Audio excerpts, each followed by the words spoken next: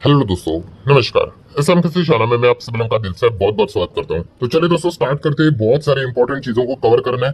First जो खबर यहाँ पे सामने आ रही है वो खबर सुन के as a customer, as a consumer आप काफी ज्यादा डिसअपॉइंट यहाँ पे हो सकते हो दोस्तों। यस दोस्तों, फिलहाल चर्चा यहाँ पे चल रही है कि शायद से ये साल खत्म होते होते मोबाइल के जो रिचार्ज है, मतलब जो प्लान्स रहते हैं, ठीक है, वो शायद से 10 से 12% और इंक्रीज हो सकते हैं। देखिए, कोई अभी भी ऑफिशियल खबर नहीं है, रिपोर्ट के जरिए खबर हमारे सामने आते हुए देखने को मिल रही है। According to the Jefferies, Jefferies का ये मानना है कि देखिए, फिलहाल तो आपको पता है जियो एंड एयरटेल डियोपॉली है, ठीक है। बाकी कंपनीज तो नाम के लिए आपको पता ही है, बीएसएनएल की बात कर ले, वोडाफोन आइडिया की बात कर ले, एंड वोडाफोन आइडिया लगातार लॉस सफर कर रहा है, एंड उनके जो यूजर्स भी है वो भी लगातार वो खोते ही जा रहे हैं। सो इस चीज के चलते हम यहाँ पे कह सकते हैं जो बाकी के जो प्लेयर्स है, जियो एंड एयरटेल, उनके लिए जो माहौल है वो काफी फेवरेबल हो रहा है, ठीक है, कि टैरिफ को और यहाँ पे इंक्रीज यहाँ पे किया जाए, क्योंकि ऑप्शन ही अवेलेबल नहीं है ना, ठीक है। तो इसीलिए दोस्तों ये रिपोर्ट के जरिए खबरें यहाँ पे सामने आ रही है कि शायद से ये साल खत्म होते होते 10 से 12% हमारे रिचार्ज शायद से, देखो यहाँ पे मैं लिखा हुआ है शायद से, और यहाँ पे बढ़ सकते हैं, ठीक है। सो ये एक फिलहाल तो पॉइंट हम लोग को देखने को मिल रहा है। मतलब कुछ ही टाइम पहले आप सभी लोगों को याद ही है, रिचार्ज यहाँ पे बढ़े थे और सब एक साथ ही बढ़ाते हैं रिचार्ज, आप सभी लोगों को यहाँ पे पता ही है। ऐसी बात नहीं कि भाई यहाँ पे जियो ने बढ़ा दिया, एयरटेल ने बढ़ा दिया तो वोडाफोन ने बढ़ा दिया, वोडाफोन ने भी बढ़ा दिया था, आप सभी लोगों को याद ही होगा, ठीक है। तीनों ने एक साथ यहाँ पे रेट्स यहाँ पे बढ़ा दिए थे, ठीक है। उसके बाद हम लोगों ने देखा था काफी लोग बीएसएनएल के पास चले गए थे। बीएसएनएल बहुत ज्यादा यूजर्स उनको मिले थे, 50-60 लाख यूजर्स उनको मिले थे, वो प्रॉफिट में भी यहाँ पे आए थे, ठीक है। अभी देख लेते हैं आगे एग्जैक्टली यहाँ पे क्या होता है, ठीक है। बट फिलहाल बोलते हैं ना, मतलब क्यों डियोपॉली इतनी ज्यादा खतरनाक यहाँ पे होती है, मोनोपॉली की बात करें, डियोपॉली की बात करें, ये इसके पीछे का कारण हम लोग को देखने को यहाँ पे मिल रहा है। सो लेट्स सी, जो भी होगा आगे फेस तो यहाँ पे करना ही पड़ेगा। आगे बढ़ लेते हैं दोस्तों, आईईएक्स को लेकर जो रिपोर्ट के जरिए खबरें यहाँ पे सामने आ रही है, कौन सी चीज को लेकर, तो मार्केट कपलिंग। यस, आप सभी लोग को पता है मार्केट कपलिंग के चलते आईईएक्स का शेयर काफी परेशान यहाँ पे हो चुका है, क्योंकि अगर मार्केट कपलिंग हुआ तो आईईएक्स का जो मोनोपॉली वाला जो एडवांटेज है वो खो देंगे, ठीक है। कौन सा वाला? प्राइस डिस्कवरी वाला। फिर ये भी एक बाकी जो एक्सचेंजेस हम लोग को देखने को मिल जाते हैं जस्ट बिडिंग प्रोसेस के लिए जो रहते हैं, बस ये भी वैसे ही यहाँ पे बन जाएगा। सो दोस्तों, मार्केट कपलिंग को लेकर आज के दिन एक रिपोर्ट के जरिए खबर यहाँ पे सामने आई कि मार्केट कपलिंग को लेकर अभी भी फाइनल डिसीजन बन ही नहीं रहा है, ठीक है। मतलब आप ये नहीं बोल सकते कि अरे मार्केट कपलिंग कैंसिल होगा करके, नहीं, कैंसिल भी नहीं बोल रहे हैं और होगा वो भी नहीं बोल रहे हैं। मतलब आप बोल सकते लिटरली, हाँ वही अनसर्टिनिटी में आईईएक्स का शेयर पहले से ही परेशान है और वापस आईईएक्स को अनसर्टिनिटी के साथ ही छोड़ दिया है।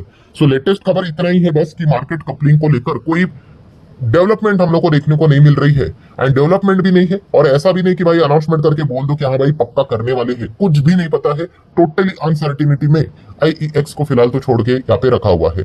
सो क्या पता आगे भविष्य में कभी भी मार्केट कपलिंग की खबर आ सकती है, नहीं आ सकती है, वो तो अभी वक्त ही बताएगा।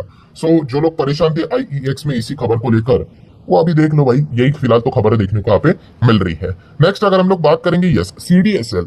अभी इसके पहले का वीडियो आप सभी लोगों ने देख ही लिया होगा कि एफएनओ के चलते, ठीक है, अभी से भी और सख्त यहाँ पे हो सकता है। खबर भी यहाँ पे आई थी कि और नियम कानून कायदे शायद से सख्त यहाँ पे हो सकते हैं, ऐसी चीजें चलती हुई देखने को मिल रही थी। तो ये तो समझ में आ गया कि ट्रेडिंग से रिलेटेड ट्रेडिंग वॉल्यूम कम हो जाएगा तो बीएससी गिरना समझ में आता है, एंजल वन गिरना समझ में आता है, बट सीडीएसएल सर क्यों गिर रहा है, इसका क्या संबंध? सीडीएसएल तो वैसे तो देखा गया तो डिपॉजिटरी का काम करती है, तो वैसे यूजुअली देखा गया तो लॉन्ग टर्म के हिसाब से रहता है, या फिर जो एक नॉर्मल पोजिशनल ट्रेड के हिसाब से चीजें रहेंगी तो वहां पे रहता है। तो सीडीएसएल को मतलब देखा गया तो थोड़ा क्यों तकलीफ हो रहा है, तो दोस्तों बहुत ही सिंपल सा रणनीति है। सीडीएसएल भी अल्टीमेटली कौन से सेगमेंट में है? मार्केट, स्टॉक कैपिटल मार्केट में ही है ना, तो ऑटोमेटिकली जैसे कि आपको पता है ना, वो कहावत बोलते हैं कि अगर एक 30 मंजिल की इमारत अगर गिरती है तो उसका असर बाजू वाले 10 मंजिल की इमारत के ऊपर भी होती है, बस वैसी चीज है, ये एक ही सेगमेंट के है, तो इसीलिए थोड़ा बहुत इंपैक्ट हम लोग को वो देखने को आपको मिल जाता है। वैसे बिजनेस वाइज इंपैक्ट देखा गया तो सीडीएसएल को इतना कोई खास नुकसान यहाँ पे नहीं होगा, ठीक है, तो ये भी पॉइंट उतना ही यहाँ पे सच है। बट फिलहाल कैपिटल मार्केट को लेकर अगर हम बात करें, खास करके वो जेन स्ट्रीट का जब से स्कैम यहाँ पे सेबी ने पकड़ा है, ठीक है, उसके बाद हम कह सकते हैं कि मार्केट के प्रति काफी लोगों का कॉन्फिडेंस कम हुआ है, ठीक है, एंड इस चीज के चलते वो थोड़ा बहुत तो इम्पैक्ट यहाँ पे होता ही है।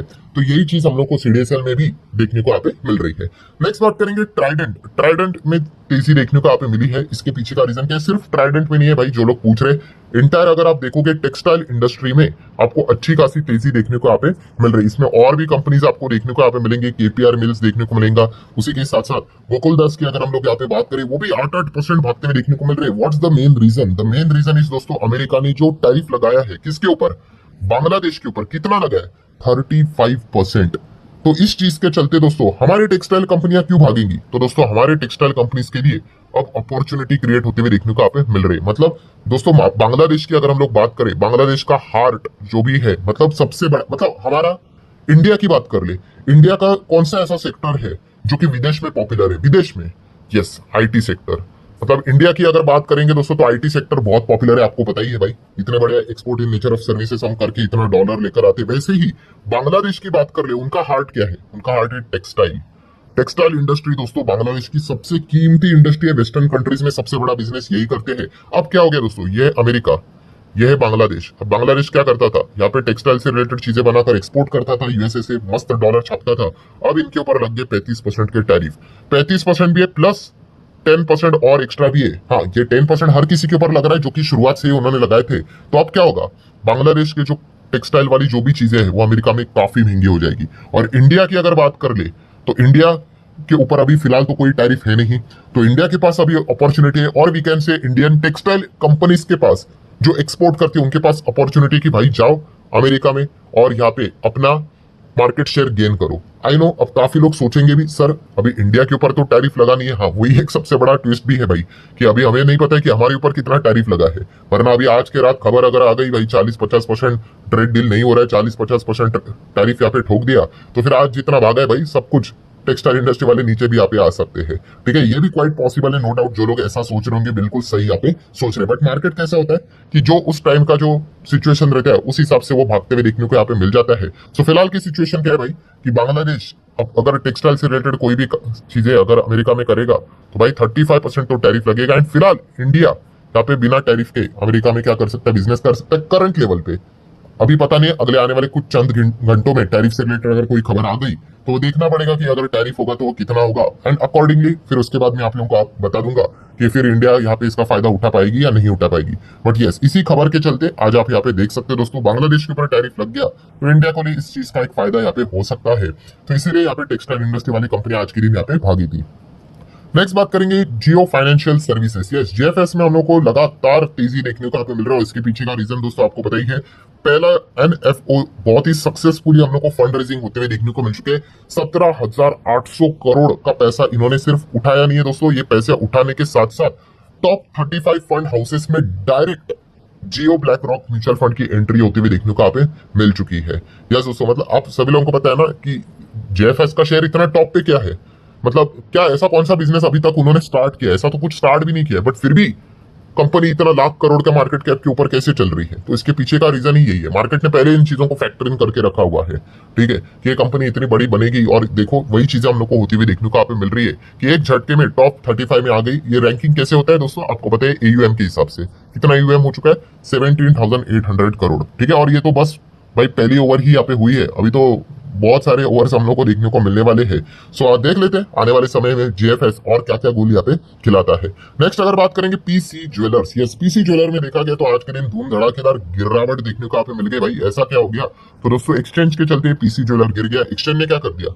सर्विलियंस में डाल दिया भाई पीसी ज्वेलर को। सर्विलियंस मतलब हाँ भाई ASM, additional surveillance major, ASM list में यहाँ पे डाल दिया। क्यों डाला जाता है भाई? तो आपको बताइए भाई, क्राइटेरिया रहते हैं किसी स्टॉक में अगर कुछ ज्यादा ही वॉलेटिलिटी यहाँ पे हो रही है, सिस्टम में वो वैसा फीचर करके रखा हुआ है और जैसे ही चीजें देखने को मिल जाती है फिर एएसएम में डाला जाता है और फिर कंडीशन आ जाते हैं ट्रेड करने के लिए, इन्वेस्टमेंट करने के लिए। ठीक है, अभी इनिशियल स्टेज पे रहेगा, हमें कैसे पता चलेगा? तो आपको पता है बॉम्बे स्टॉक एक्सचेंज की साइट के ऊपर चले जाओ एंड अगर आप कंपनी का नाम लिखोगे, ये देखो पीसी ज्वेलर आ गया, नीचे लिखा हुआ रहेगा, क्या लिखा है? ASM stage 1।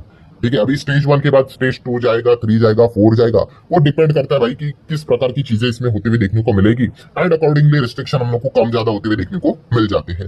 देन दोस्तों आखिरी पॉइंट की बात करेंगे जिस चीज के चलते पूरे बाजार झटके से गुजरते हुए देखने को मिल रहा है, वो है जेन स्ट्रीट का जो स्कैम सेबी ने पकड़ा है। अभी स्कैम बोलना चाहिए नहीं बोलना चाहिए भाई, क्योंकि आरोप लगाया हुआ है। ठीक है, अभी जेन स्ट्रीट को 21 दिन दिए गए हैं भाई, आप अपना रिप्लाई दे दो एंड उसके बाद देखेंगे कि क्या आउटकम निकल कर आता है या फिर बैटल कोर्ट में चली जाती है। बट जो भी ये चीजें यहाँ पे हुई है, इस चीज के चलते दोस्तों, ऑब्वियसली जैसे कि आपको पता है कोई भी स्कैम फ्रॉड जो भी होता है वो ऐसा नहीं होता कि आज हुआ और कल पता चला, नहीं, बहुत पुराने समय से चीजें यहाँ पे चलते हैं। इस चीज के चलते जो एक्स सेबी चीफ है, इनके ऊपर काफी एलिगेशन यहाँ पे लगाए जा रहे हैं कि मतलब रेगुलेटरी फेलियर के चलते ये चीजें यहाँ पे चल रही है। सो हालांकि अगर हम लोग यहाँ पे बात कर ले दोस्तों, तो एक्स सेबी चीफ ने इन सारी चीजों को यहाँ पे बताया कि मतलब डिसमिस किया है उन्होंने, कि बोला है कि टोटल फॉल्स नैरेटिव है कि रेगुलेटरी फेलियर है करके जो भी ये जेन स्ट्रीट में जो चीजें होती हुई देखने को मिल रही है, वो बार बार यही कहने की कोशिश कर रही थी ये फॉल्स नैरेटिव है। इनफैक्ट उन्होंने यहाँ पे बताया कि ये जो इन्वेस्टिगेशन है, ठीक है, वो इसी से रिलेटेड इनिशिएट हम लोगों ने ही यहाँ पे किया था एंड इसी चीज के चलते अभी आउटकम हम लोग हमारे सामने आते हुए देखने को यहाँ पे मिल रहा है। सो इन शॉर्ट हम कह सकते हैं दोस्तों, जो सेबी की चीफ हम लोग को देखने को यहाँ पे मिल रही है, इनके ऊपर जो एलिगेशन यहाँ पे लगाए जा रहे हैं कि इनके वजह से रेगुलेटरी फ्रेमवर्क की वजह से ये सारी चीजें हुई है। सो फिलहाल तो ये एलिगेशन उन्होंने यहाँ पे रिफ्यूज किया, इसको यहाँ पे खारिज किया है। सो ठीक है दोस्तों, जितने भी इंपॉर्टेंट पॉइंट्स थे सारे यहाँ पे मैंने कवर कर लिए। वीडियो हेल्पफुल लगा होगा चाहो तो लाइक एंड शेयर कर सकते हैं। मिलता है अगले वीडियो में, तब तक के लिए बाय बाय।